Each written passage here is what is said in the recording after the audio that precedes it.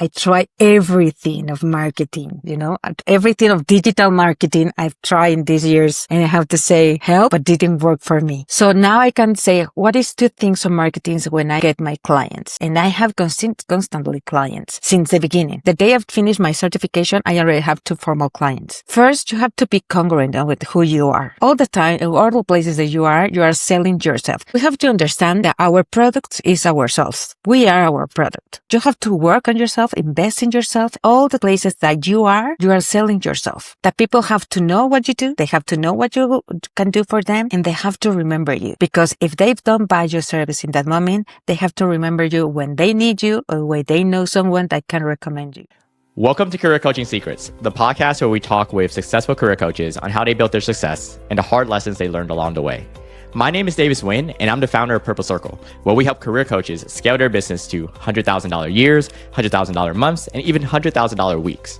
Before Purple Circle, I've grown several 7- and 8-figure career coaching businesses myself, and have been a consultant at 2 career coaching businesses that are doing over $100 million each. Whether you're an established coach or building your practice for the first time, you'll discover the secrets to elevating your coaching business.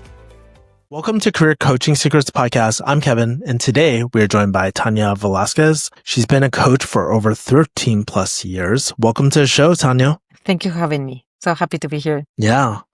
Pre-podcast, we were talking about your journey with coaching and all that. Let's start at the very, very beginning. How did you get into coaching, and how has it kind of transformed over your last 13 years? Oh my God. Well, I think I became a coach as a result of a series of aha moments in my life. And I started when I took a sales coaching and my work and realized how relevant it became in my life, because in that moment, I have a big impact in my personal life in one of my most critical moments, despite my coaching focusing on my work on sales. And that experience helped me to shift my self-concept and completely change the way that I was facing challenges and dealing with my problems. At the same time, at work, I was asked to train and coach a group of beginners, and I discovered how fulfillment and happy it was for me to feel helping others to achieve their goals. And in the same times, several people and friends started to reaching out for me to advice, support, or guidance in their own lives, because they could see how I was transforming my life in this difficult moment. And some even asked me to be a coach formally, and they say, well, I'm not a coach in this moment. So these 3 moments, aha moments, come together and let me make the decision to become a certified coach. It's really interesting. And let's fast forward to now.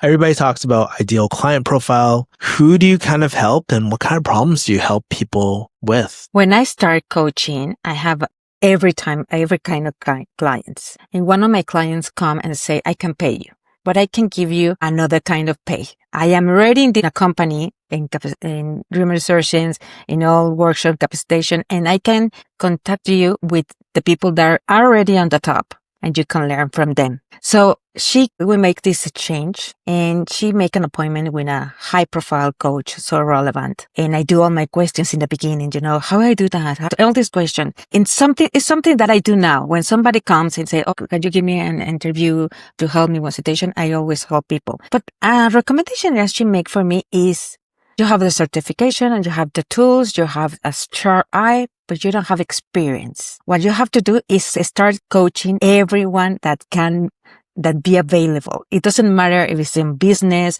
if it's a director, if it's a leader, if it's a housewife. It doesn't matter, because you're coaching with humans and the structure of the human, of the structure of the companies or the organization. Start taking all the people that say yes to a coaching, start practicing. With the time, you're going to have all the tools. And I think that's what's the difference. When you're in the certification and working with coaches and consultants, they focus on the leaders, in the companies, in the organizations. And I don't focus on nothing. I coaching every kind of people. I start coaching online. Since the beginning, when Zoom doesn't exist, it was Skype. I was coaching with Latin Americans that were abroad, facing problems and abroad, all kind of profiles, all kind of business. And that is what helped me to discover and develop all my skills in coaching. And I think it's very important, because if you only focus in one market, you're only going to develop some skills and some abilities. And we are working with humans, and the humans is so complex and have a big diversity that you can be limited by only a vision of work. And I think it's something important that make me and help me to start in this business. And another thing that helped me is I was so ignorant a bit about this business. I didn't know about nothing. I didn't have a business plan. I didn't have experience of nothing of this, I don't know about the business, consulting, of human resources, but I think was actually work in my favor because I enjoy change. When I started presenting my first business proposal, I realized I had a sharp eye, that I was insightful and accurate in my observations and recommendations. That I will never discover these talents or that I could truly contribute to people, companies, organizations if I hadn't taken that step. If I was waiting to study, to take more knowledge, to give the step. No, I didn't have a plan, a business model, contacts, or knowledge beyond my certification. But the next day I woke up because, something happened. The next day of my certification, in my work, my business, my boss told me that they're not going to renew my contract. So I say, okay, I am a coach now. I know how to sales. So this is the moment I was avoiding take this step because I want the perfect plan, the perfect conditions, but that never happened. You have to give the step even you don't have all the conditions. So I start coaching all the people, all the opportunities. I start in the business even I didn't know, and I discover all these talents when I do all the proposals. And beyond my certification, there was everything that I have with this day that I woke up and say, okay, I didn't go to my job and decide to see myself as a professional coach. And I think that was clue. That next day, I see myself as a professional coach and I feel really happy. I really have this sense of fulfillment that entered my life. I started being more happy, more commitment, more active. And that was the way that I work. And I never stopped the last almost 13 years old. And let's fast forward to today. What type of people are coming up to you for requesting coaching and stuff? Are you noticing patterns there? Yes. And I think to say is people that is very successful, people that work in companies that are big leaders, that have internationals, people but also have a deep sense of awareness of themselves. They have a big group. They work really hard in themselves. They are spiritual. They not only looking for have money or increase their business. They only looking for wellness, all this balance. They're more self-awareness of all the well-being, about wellness, about the mental health, and they're wanting to redesign their life. Not only in economical, there are people that for all the society, they are successful, but they want to they want to make big change. And sometimes I have people that broke a company and want to reinvent themselves and grow up a new company. People that are happy and have everything happening in their life, but they discover in this moment in their life they want a big change and new life plans. That kind of clients come to me. How, what kind of marketing are you trying right now? How are these leaders kind of finding you? That's a challenge answer, and I think many times they make me, and I have to say I don't know, but I think now I know how it was. I try everything of marketing, everything of digital marketing I've tried in these years, and I have to say helps, but didn't work for me. So now I can say what is the two things of marketing when I get my clients, and I have constantly clients since the beginning. The day I've finished my certification, I already have 2 formal clients. So first, you have to be congruent with who you are. All the time, in all the places that you are selling yourself. We have to understand that our product is ourselves. We are our product. So you have to work on yourself, invest in yourself, and all the places that you are selling yourself. That people have to know what you do. They have to know what you can do for them, and they have to remember you. Because if they don't buy your service in that moment, they have to remember you when they need you or when they know someone that can recommend you. Second, you have to be present in their mind. That is all the marketing, digital marketing that I tried all these years never work. But I think it's important to be present in the memory of the people. And that social media helps too much. So maybe it's not the principal way that I take clients, is the way that they remember me, that I know me and they know what I can do for them. And I think one important is all my clients comes for recommendations, but also for connections, where they can create these connections, maybe in your social life, but when you give a conference in a podcast, that they know you, that they connect for you, they understand what they can do for you, that something that you say resonate in them, is the moment that in many conference, workshops, podcasts, they call me searching for social media and say, I hear you in this masterclass, I hear you in this conference, I hear you 5 years ago when you go to give us, we're a speaker in this place, blah, blah, and I want to connect with you and I want a process of coaching. So you have to start doing these things all the time. And in your social activities, you have to know that people have to know who you are, who can do for them, and to remember you. Connect with social media, and that's helped you. And all the things, mailing was a technique that most helped me, the mailing, because you write like a blog and they can know you and they connect, and something that you say, oh, I'm having this problem or this situation, or identification of something that you have said. And that helped me. Mailing, that is so traditional now in digital marketing, it's helped me too much. But all the investment in social media and the ads really don't work for me. And I really invest a lot of them. I always do new things. And something that you can do also is try to go to the places that you never go.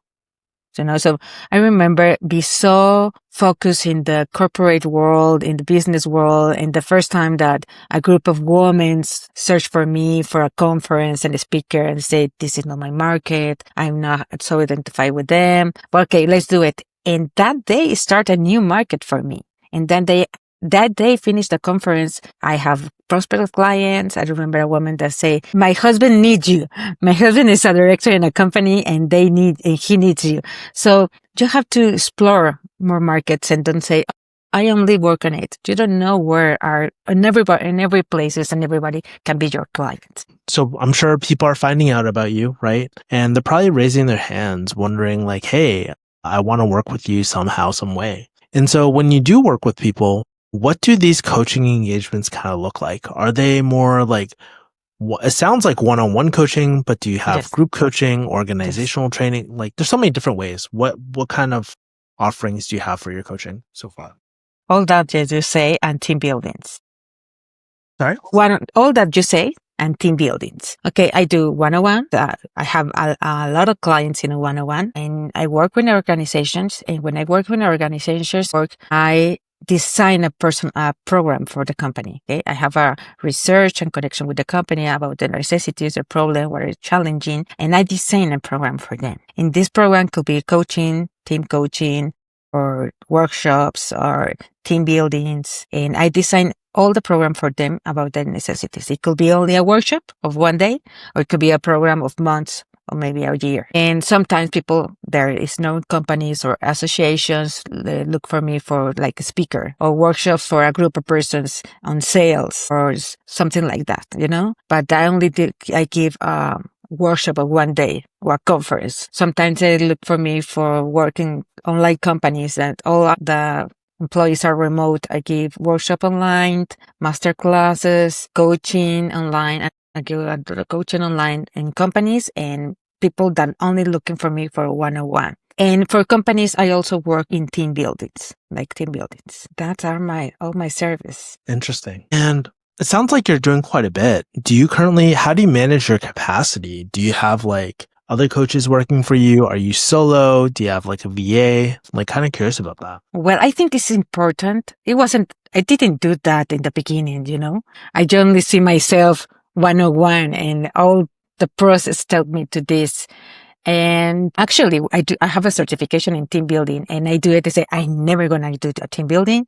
It's just a challenge for me to be more creative, to give more operate to my workshops. I do too much. I do a lot of team building now, so maybe you say, I just want to learn and give something extra to my service. And now it's a high level of team buildings I have in a year. What I do both. I work alone and I have a group of coaches. It's important in this business that you have to learn to have a great relationship with other coaches and consultants. That you really know how to work, that you have the same values and principles and a common view of the business. And I have many coaches that I work with them in many ways. But of course, I don't do anything alone. I can do many things alone, all the things I can do alone. But when I have a program, I have to contract another coaches, consultant, people that help me in many ways. And in all this time, in 13 years, I have assistants, people in my marketing. So it was changing everything. I learn and I like to learn about technology, and that helped me in how I manage my time.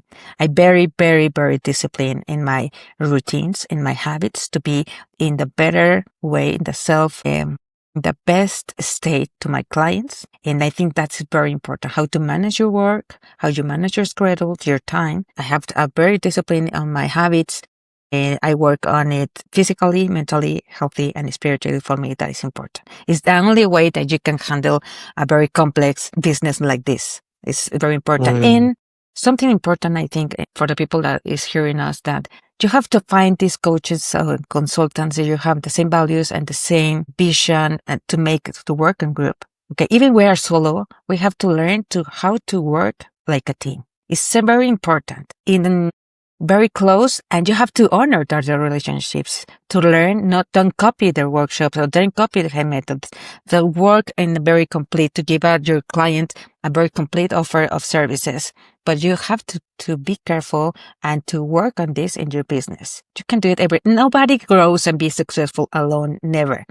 It's always you find someone that helps you, to recommend you, you always have to learn to have the good relationships in this business. Now, one of the areas I would like your insight with is that a lot of coaches, they struggle with like pricing and packaging their services because, especially in coaching, the value can be so subjective sometimes, right? Like there's no one in standard value of coaching for someone. Value for coaching means different things to different people. So how do you think about, one, structuring your pricing? Do you do like packages? Do you do value-based? Do you do like retainers? There's so many different pricing models. And then two, like how do you base your pricing? Like, is it amount of resources like hours that you have? Is it like the transformation someone has? Like there's just so many things. So when you think about pricing your coaching services, how do you go about it? And obviously you don't have to give any hard numbers. Well, I think you have to know your value and how the work that you take to be in that place. It's the first part that you, new coach, have to work to make a price, to give a price to your services. You have to know your value and respect yourself.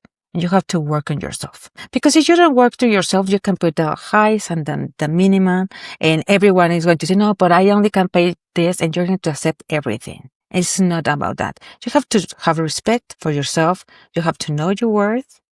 And second, you have to really, I didn't do it I take this certification, this study, all the time that I'm studying, it's take time and energy and money. And that is something that is an investment that you do. So what you put your price is have to give you to that. Okay.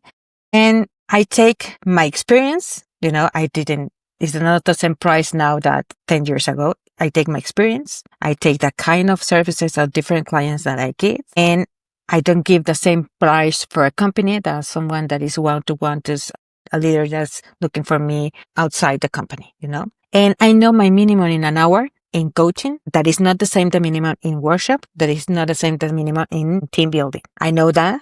I know what is the price of designing. It's not the same the price that you are doing the workshop every hour. It's not the price of every hour that you are designing because you're studying and all the stuff. So I have all these prices. And I have it in Excel. I have it to remember. And every time I work on it and I make something.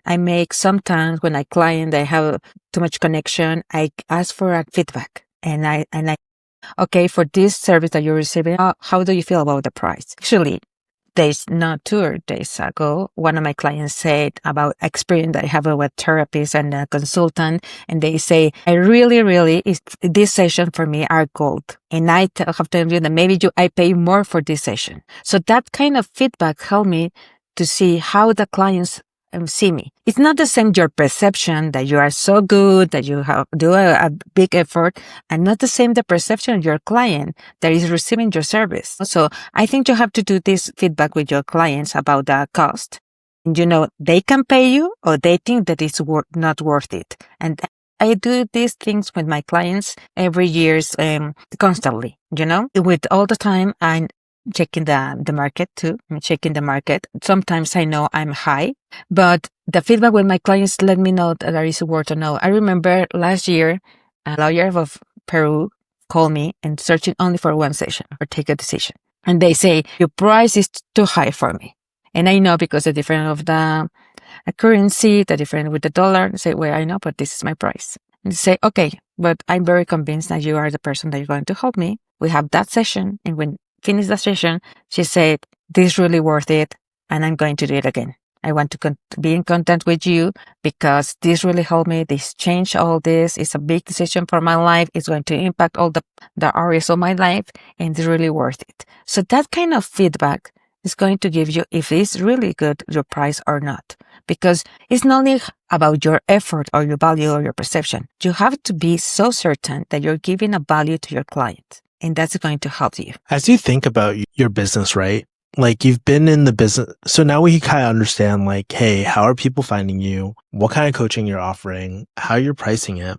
As you think about the future of your business, where do you want this coaching business to take you in the next few years? Do you have like desires to scale, ambitions no one knows about? Very curious on that. Oh my God. Well, after several years of coaching, creating programs, workshops, and building, I feel that I need to reinvent myself. I strip everything down. I start again. Not because what I have built didn't work, but because I had outgrown it.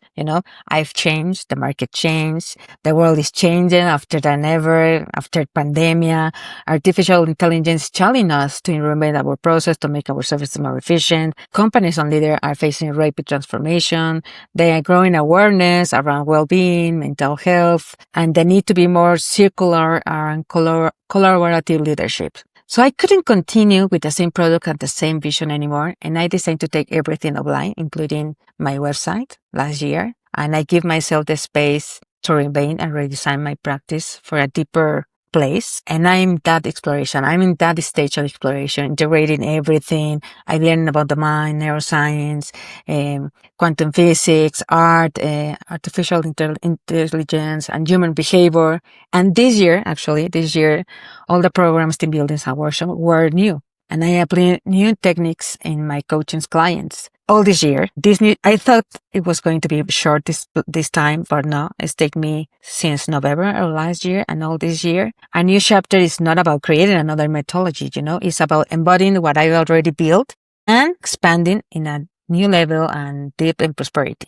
So I'm focused in aligning in me working and great economic growth, attracting projects, applying that value, that this transformation on higher level, that creating experience that reflect the full integration of these tools, science, creativity, and human potential. And I continue reinventing myself, exploring, but I think in 2025 somewhere I will make more defined this and projection. And also I want to launch in a new channel or podcast featuring my meditations. I do meditation and they're very popular with my clients. And I think the next year, 2026, have been a new branding, have all the new shape that I've been trying and experiencing this year. As you kind of revisit coaching in a new chapter or new season of coaching for yourself, right?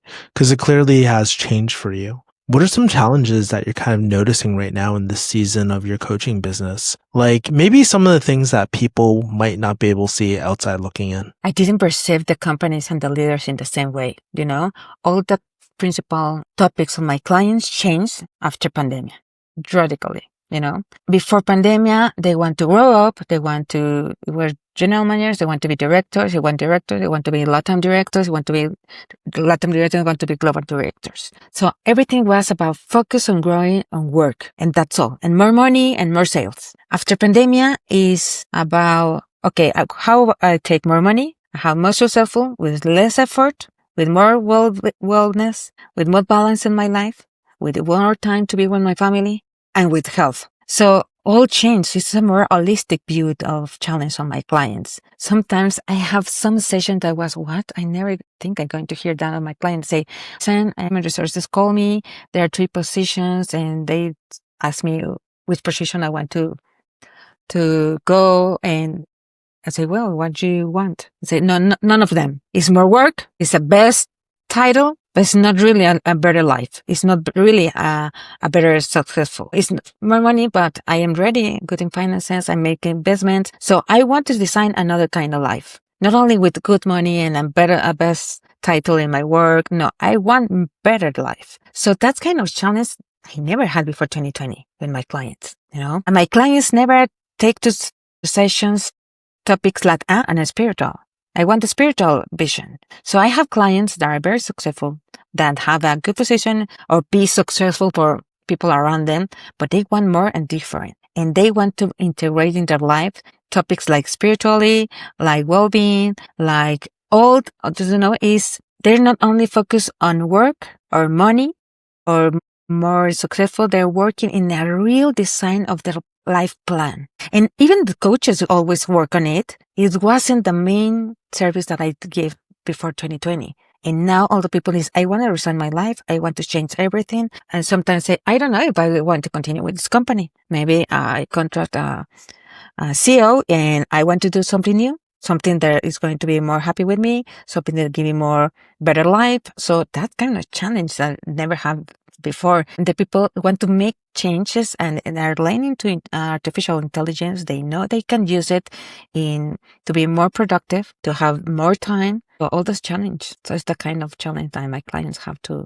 take to my coachings. It's normal coaching, like sometimes career coaching, business coaching, about sales coaching. That topics continue being, but this is the main now. So what's the most overrated piece of business advice you've gotten so far? And what's the most underrated piece of advice that you... The worst advice that I ever received. They only focus on the money. When you're doing something that you love, that you have purpose, that you give value to your clients, and you're really working it and doing great, the money is a consequence, natural consequence. And the best advice that I received is, I remember I having a coach. I remember my coach say, stop thinking that you're enough and you need another certification, another workshop, another training. Start with what you have. Stop waiting to have more, to learn more. Start doing it now. Give the step now. So sometimes you have to stop and you have to trust with what you have and give the steps with an action, Sometimes we avoid to give an action because I have to know this, I have to train in this. Do it, but don't stop to give the step and go to the action. Final question for you. How can people find you and connect with you, Tania? Well, they can find me in my social media and they can write me an email. I don't know if I can give here the mail. It's Coach Tania Velasquez. And I think you can put it in your podcast, gmail.com. Social media and LinkedIn too. They can find me in LinkedIn too.